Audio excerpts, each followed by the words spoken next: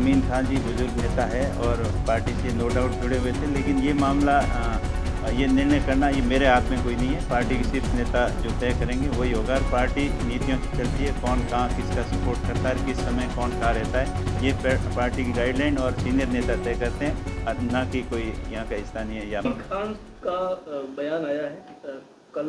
उन्होंने कहा है कि मैंने 66 साल तक कांग्रेस की सेवा की, वो काम नहीं है। 6 दिन पहले उम्मीदवार बेनीवाल आए, उनकी सेवा कांग्रेस को भाग गई। देखिए, अमीन खान जी बुजुर्ग नेता है और पार्टी से नो डाउट जुड़े हुए थे, लेकिन ये मामला ये निर्णय करना ये मेरे हाथ में कोई नहीं है। पार्टी के शीर्ष नेता जो तय करेंगे वही होगा और पार्टी नीतियों से चलती है, कौन कहाँ किसका सपोर्ट करता है, किस समय कौन कहाँ रहता है, ये पार्टी की गाइडलाइन और सीनियर नेता तय करते हैं, ना कि कोई यहाँ का स्थानीय या मैं करता हूँ।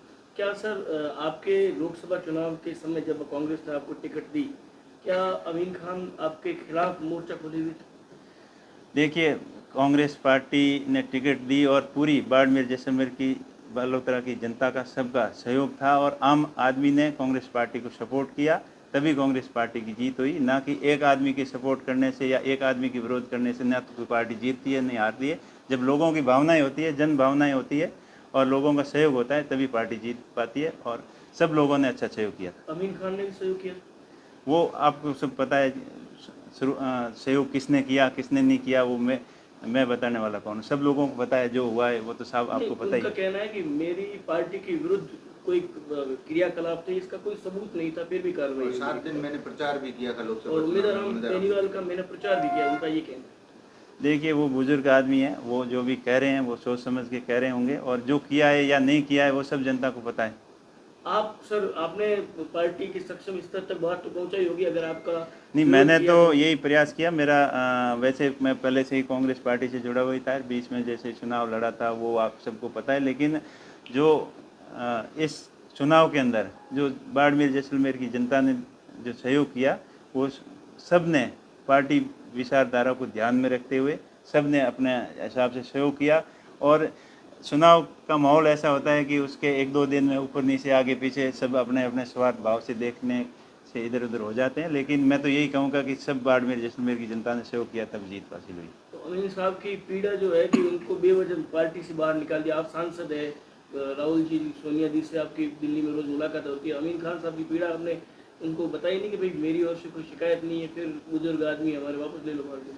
जो वो डिसीजन मैंने तो हकीकत थी वो सारी बताई हुई है, लेकिन निर्णय लेना उन सीनियर नेताओं का काम है और हो सकता है वो सोच समझ कर अच्छा ही निर्णय लेंगे। बीते दिनों मदन राठौड़ जब बाढ़ में रहे थे, तब आपके कुछ बयानों पर उन्होंने जो बयान दिए, क्या कहेंगे सर? कहा कि जांच होनी चाहिए, कहीं आतंकी रिश्ते तो नहीं है सांसद के। देखिए, बीजेपी का हमेशा यही काम रहा है कि लोगों को धर्म के नाम पर और संप्रदाय के नाम पर लड़ा कर और आपसी द्वेष फैलाकर सत्ता के ऊपर कैसे काबिज हो सकें।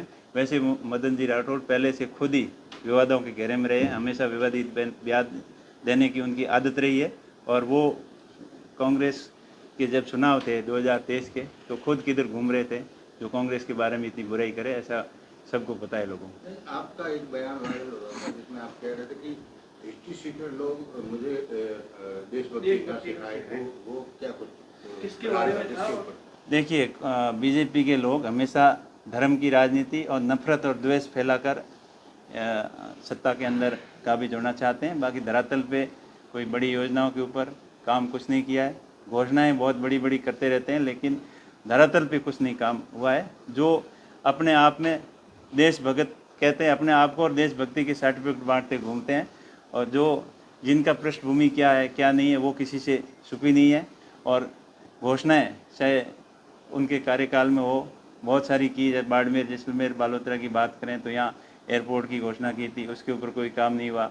बाड़मेर जैसलमेर भाबर रेल परियोजना की कई बार घोषणाएं हुई। पिछले 10 साल के अंदर कम से कम 3-4 बार बड़े बड़े अखबारों में होर्डिंग आ गए कि ये होने वाला है, उसका काम नहीं हुआ। थार के अंदर ड्राई पोर्ट बनना था बाकासर के, उसकी भी घोषणाएं हुई, उसके बारे में भी कोई काम नहीं हुआ। और सबसे बड़ी बात है कि मोदी जी यहाँ 3-4 बार आके कह चुके हैं कि गुजरात के तर्ज पर यहाँ थार में भी आम और अंगूर की खेती हो सकती है। हम नदी से नदी जोड़ने के प्रोग्राम के तहत यहाँ बड़ी नहर लाएंगे। इंदिरा गांधी और नर्मदा नहर नहरों को जोड़कर यहाँ के थार के क्षेत्र को हरा भरा करेंगे। इस तरीके की बातें तो खूब की है, लेकिन धरातल के ऊपर काम नहीं किया और हमेशा विवादित बयान देकर वो सुर्खियों में रहना चाहते हैं और लोगों का ध्यान भटकाना चाहते हैं। लेकिन मैं आप मीडिया के माध्यम से कहना चाहूँगा कि अब लोग समझ चुके हैं बीजेपी की नीतियों को अच्छी तरीके से, कि इस तरीके से खाली बातों से देश का भला नहीं होने वाला। भड़काऊ भाषण देकर और विवादित बयान देकर ये देश नहीं चलने वाला। देश नीतियों से चलेगा और देश के लिए चलाने के लिए मजबूत आर्थिक नीति होनी चाहिए और स्पष्ट विदेश नीति होनी चाहिए, और ताकि और सामाजिक समन्वय आपस में बना रहना चाहिए। तो इन तीनों क्षेत्र में बीजेपी की फेल्योरिटी रही है और अब लोग अच्छी तरीके से भली भांति समझ गए हैं कि इस बातों से काम नहीं चलेगा। देश के चलाने के लिए सबको साथ में लेके चलना होगा और सभी धर्मों का, सभी जातियों का मान और सम्मान बराबर रखेंगे, तभी देश का डेवलपमेंट होगा। और देश के डेवलपमेंट के लिए अच्छी आर्थिक नीति, अच्छी विदेश नीति और अच्छी औद्योगिक नीति होगी, तभी देश आगे बढ़ेगा।